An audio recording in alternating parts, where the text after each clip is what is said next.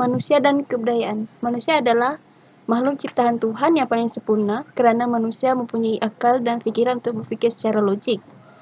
Manusia boleh dan mampu memilih perkara yang baik, positif atau perkara yang buruk, negatif untuk menentukan sesuatu perkara dengan betul. Manusia dan kebudayaan merupakan salah satu ikatan yang tak boleh dipisahkan dalam kehidupan ini. Manusia juga menciptakan kebudayaan mereka sendiri dan melestarikannya sebagai turun-temurun. Budaya tercipta daripada kegiatan sehari-hari atau warisan turun-temurun. Kaum Melayu, pakaian tradisional adalah baju kurung, makanan, nasi lemak, alat muzik, kompang. Kaum Cina, pakaian, sangfu dan cheongsam, makanan, kuih bulan, alat muzik, erhu. Kaum India, pakaian, sari dan kurta, makanan, murku, alat muzik, tabla. Kaum Iban, baju burung, ngepan, makanan, laksa Sarawak, alat muzik, sape.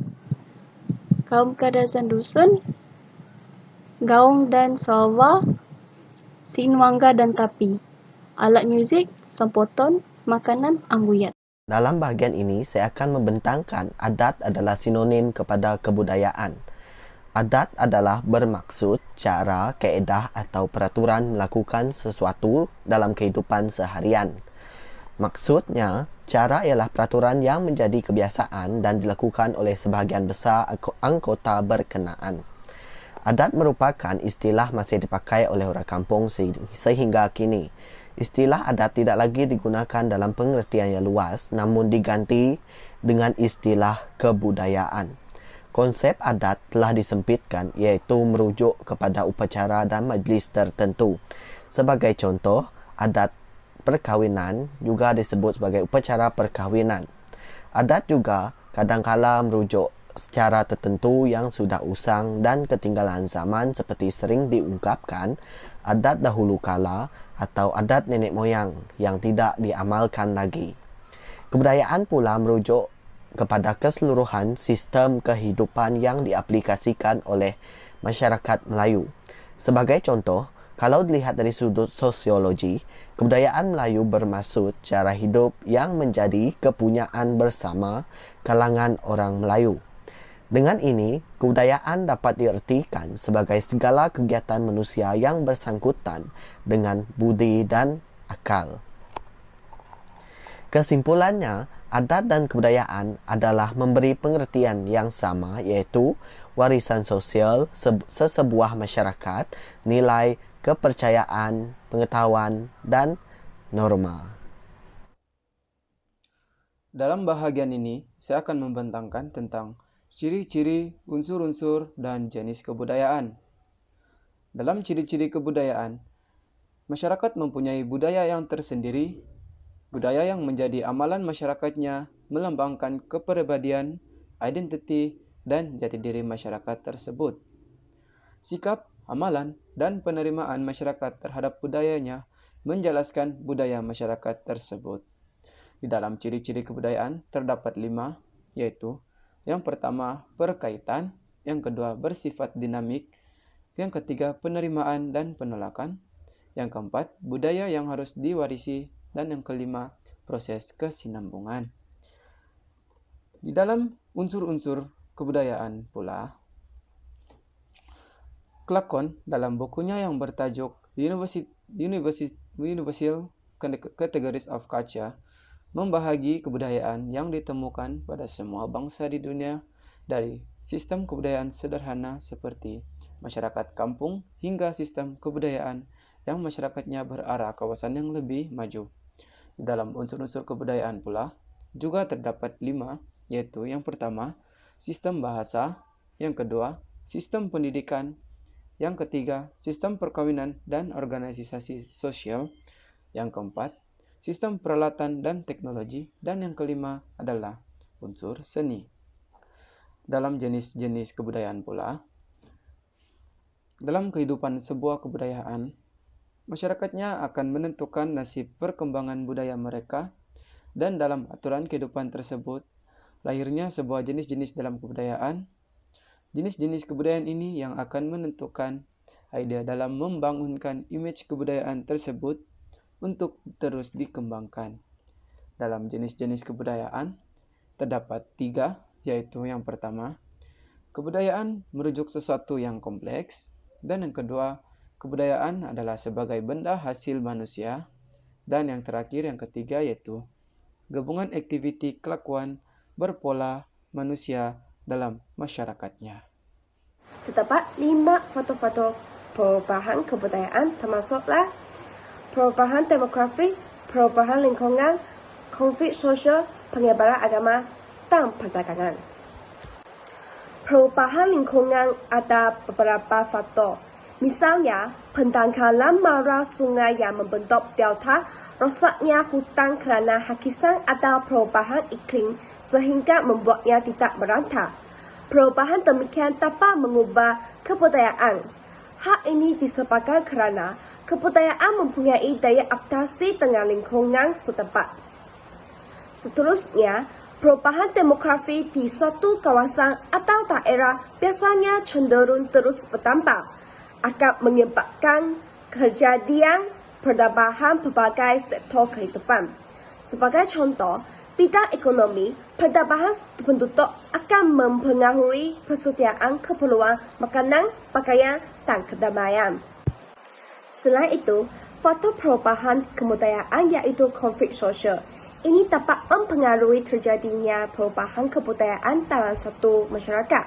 Sebagai contoh, konflik kepentingan antara kaum pendatang dengan penduduk setempat di daerah termiskin untuk mengatasinya program pembangunan bersama-sama para termiskin. Seterusnya, faktor yang lain termasuklah penyebaran agama. Unsur-unsur agama Hindu dari India ada budaya Arab bersamaan proses penyebaran agama Hindu dan Islam ke Indonesia. Hal ini dikatakan demikian kerana kemasukan unsur-unsur budaya Barat melalui proses penyebaran agama Kristian dan kolonialisme. Terakhir sekali, perdagangan merupakan faktor perubahan kebudayaan. Malaysia terletak pada jalur perdagangan Asia Timur dengan India, Timur Tengah, bahkan Eropah Barat. Itulah sebabnya Malaysia pada masa silam seperti Melaka menjadi pusat persinggahan pedagang-pedagang besar. Teori kebudayaan. Teori yang pertama ialah evolusionisme, yaitu menjelaskan perkembangan sesuatu kebudayaan. Teori yang seterusnya ialah fungsionalisme, yaitu mengandaikan kebudayaan muncul kerana terdapat unsur-unsur yang saling memerlukan antara satu sama lain dalam kebudayaan tersebut. Teori yang ketiga ialah strukturalisme, yaitu menggunakan prinsip doaan yang bertentangan sebagai asas penghuraian tentang faktor-faktor kemunculan kebudayaan. Teori kebudayaan yang seterusnya ialah fungsional strukturalisme. Teori ini wujud kerana adanya keperluan antara pelbagai unsur dalam kebudayaan. Unsur tersebut saling memerlukan sehingga terbina satu kesatuan yang padu. Dalam teori ini wujudnya struktur susun lapis, yaitu struktur sosial, dengan wujudnya ketua masyarakat seperti penghulu, ketua kampung, dan di bawahnya ada orang lain dengan kedudukan masing-masing.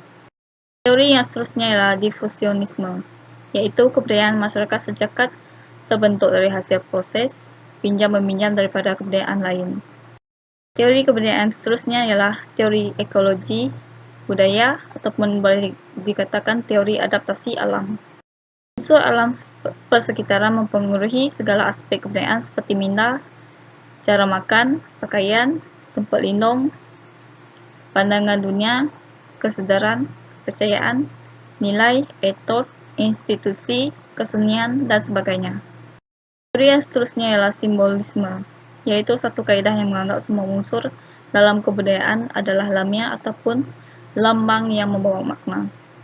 Manusia juga merupakan satu-satunya makhluk yang mampu memberi makna terhadap sesuatu perkara. Teori yang terakhir adalah fenomenologi, yaitu menyarankan supaya penjelasan tentang sesuatu perkara harus didahului oleh fakta yang terdapat dalam masyarakat, bukannya didahului oleh teori. Objektif kajian, mengenal pasti jenis kebudayaan yang wujud di dalam kalangan masyarakat. Mengkaji teori-teori kebudayaan masyarakat. Batasan kajian. Kajian terbatas terhadap proses untuk mewarisi dan meneruskan budaya dengan betul, agar tidak pupus ditelan zaman. Terbatas kepada golongan masyarakat normal dari segi fizikal dan mental untuk tidak membezakan atau merendahkan amalan budaya masyarakat lain agar tidak menyinggung perasaan orang lain. Terbatas terhadap masyarakat daripada latar belakang keluarga yang mementingkan amalan budaya dalam kehidupan. Metodologi kajian. Metodologi kajian meliputi teknik mereka bentuk, kaedah kajian, menyampaikan kajian, instrumen kajian digunakan, dan cara mengumpul dan menganalisis data supaya dapat menghasilkan bukti untuk menyokong suatu kesimpulan. Kaedah kajian. Kaedah kualitatif telah digunakan dalam kajian ini. Kuantitatif bertujuan bagaimana kuantitatif mengklasifikasikan ciri, cara mengira, ciri dan membina model statistik dalam usaha untuk menjelaskan apa yang diperhatikan. Kuantitatif menggunakan alat seperti soal selidik untuk mengumpul data berangkal. Persempelan kajian. Pemilihan sampel untuk kajian ini dilakukan secara rawak, menjawab borang soal selidik yang disediakan oleh pengkaji. Bilangan sampel bersesuaian dengan kajian kuantitatif yang memerlukan bilangan sampel yang besar dan mewakili populasi yang dikaji. Sebanyak 61 orang responden. Analisis kajian. Yang pertama, jantinal responden. Kajian ini melibatkan 61 orang responden yang terdiri daripada 41%, iaitu 25 orang responden lelaki, dan 59% 36 orang responden perempuan. Umur responden. Lingkungan pertama adalah daripada mereka yang berumur antara 18 tahun dan ke bawah yang terdiri daripada 17 orang, manakala peringkat kedua pula adalah daripada golongan mereka yang berumur 20 tahun ke atas, iaitu terdiri daripada 44 orang responden. Bangsa responden. Bangsa responden adalah terdiri daripada 10 etnik, iaitu Bumiputera Sabah 3 orang, Bisaya 4 orang, Cina 13 orang, Dusun 2 orang, Iban 14 orang, India 2 orang, Lun Bawang 2 orang, Mayung 1 orang, Melayu 18 orang, Kayan 2 orang. Agama responden. Terdapat 3 agama, iaitu Buddha 9 orang, Kristian 32 orang, manakala Islam 20 orang. Soalan pertama tentang kepentingan budaya. 61 orang 100% memilih jawapan ya untuk soalan 1. Hal ini demikian kerana budaya sangat penting dalam kehidupan masyarakat.